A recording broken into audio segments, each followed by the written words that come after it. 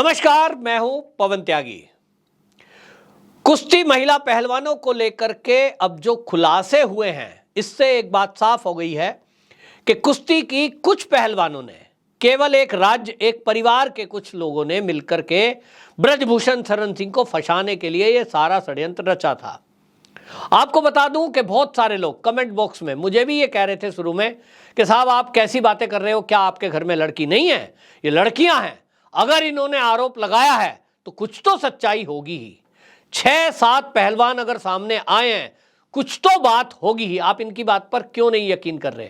शुरू में मुझे भी लगा था कि ब्रजभूषण शरण सिंह जिस तरह का बैकग्राउंड उनका बताते हैं कि भाई उन पे कई आपराधिक मामले हैं, कई ऐसा खतरनाक है, हो सकता है, किसी को क्या पता आजकल कौन क्या कब करता है, और ये काम कानून का है, पुलिस का है। लेकिन अब पुलिस के ही इस जांच के बाद जो चीजें सामने आ रही हैं, इसके अलावा जो सबसे बड़ा अभी खुलासा हुआ है वो इन पहलवानों के परिवारों ने करना शुरू कर दिया। खास तौर पे वो लड़की जिसको नाबालिग बताया जा रहा था, पहले उसके पिता का वीडियो आया और बाकायदा वो चैनल पर पड़ा हुआ है। हरियाणा के ही एक चैनल पर उन्होंने बोला है कि मैंने गुस्से में ये आरोप लगा दिए थे ब्रजभूषण शरण सिंह पर, क्योंकि मेरी बेटी को गेम में सिलेक्शन नहीं किया गया था, सेलेक्ट नहीं किया गया था, जबकि मैंने इतनी तैयारियां की थी।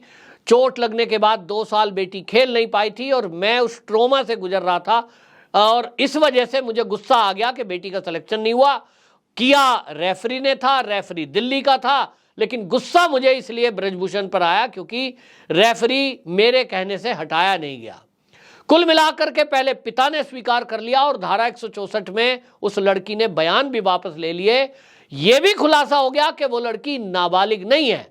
अब पिता ने नहीं माना था, लेकिन अब सामने आए हैं उस तथाकथित नाबालिग लड़की के दादा। जी हां, उनके दादा सामने आए हैं, और उस तथाकथित लड़की जो थी, अब नाबालिग तो कहना बेकार है क्योंकि अभी हालांकि जांच चल रही है, लेकिन दादा का दावा है कि लड़की बालिग है। जब तक पुलिस पूरा खुलासा नहीं कर सकती तब तक हम तथाकथित ही उसको बोल सकते हैं, क्योंकि खुलासा नहीं हुआ है। लेकिन दादा परिवार का हिस्सा है, और दादा के पहले दादी भी अपनी पुलिस में, जब पुलिस जांच में वहां गई थी रोहतक के गांव में इनके, तब वो बयान दे चुकी है और वो दस्तावेज है। आपको बता दूं, दादा ने तो इतना खुलासा कर दिया है कि बेटी, जो हमारे बेटे की जो बेटी है यानी पोती, जिसको ये बताया जा रहा है कि ब्रजभूषण शरण सिंह ने उसके साथ छेड़छाड़ की, उनका दावा है कि यह सन 2004 में 22 फरवरी के दिन पैदा हुई, और जिस हॉस्पिटल में पैदा हुई उस नर्सिंग होम का नाम भी उन्होंने बता दिया कि रोहतक में कमलेश फोगाट नर्सिंग होम है। आप में से जो भी लोग हरियाणा के हों, रोहतक के आसपास हों, वो तो रोहतक जाके देख ही सकते हैं। तो वो जो कमलेश फोगाट नर्सिंग होम है, वहां रिकॉर्ड है कि उस दिन जो बच्ची पैदा हुई थी उसके पिता का नाम दर्ज है, वहां ये दर्ज है कि ये पैदा हुई किस टाइम पे, और उसी के आधार पर फिर बाकी सर्टिफिकेट्स बनते हैं। हालांकि इसको लेकर ये बात कही जा रही थी कि वो बच्ची जो पैदा हुई थी 2004 में वो तो मर गई, दूसरी बेटी 2006 में पैदा हुई जो आज जिंदा है।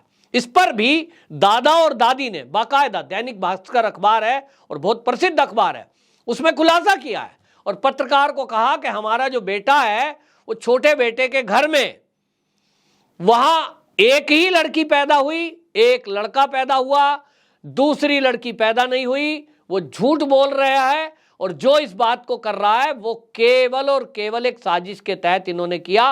बोला कि मुझे बात भी नहीं करने दी जा रही है उस पोती से, और मेरे बेटे ने उस पोती को ये तक कह दिया कि यदि मेरे कहने से तूने बयान नहीं दिए तो तेरी बोटी बोटी कर दी जाएगी।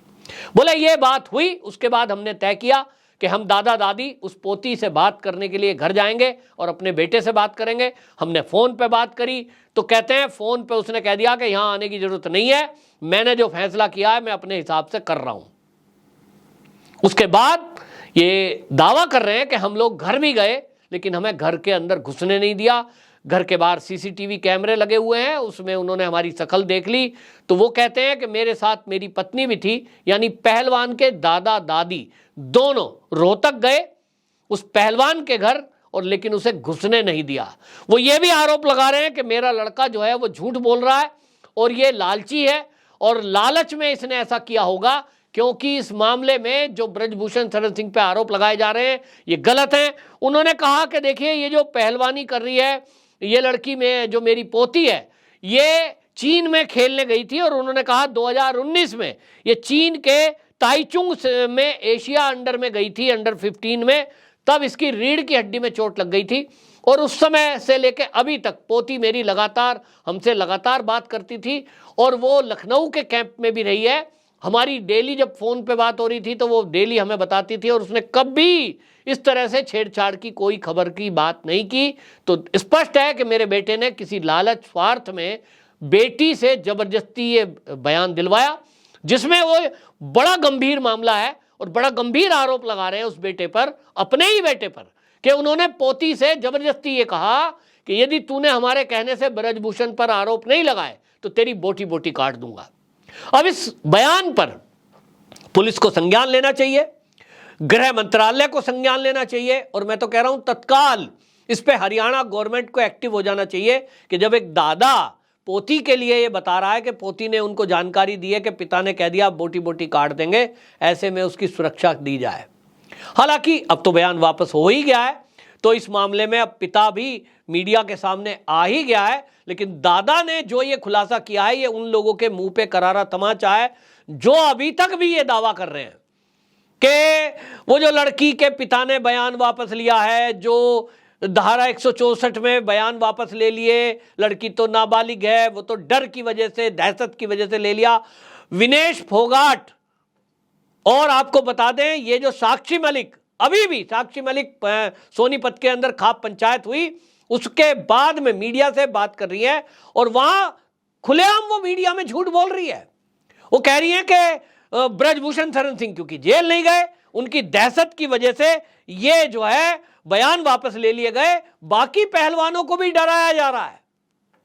ताज्जुब देखिए, एक तरफ दादा एक तरफ पिता। अरे भाई लड़की के पिता को ज्यादा पता है या साक्षी मलिक को ज्यादा पता है? पिता कह रहा है मैंने गुस्से में बयान दे दिए थे और ऐसा कुछ भी नहीं है।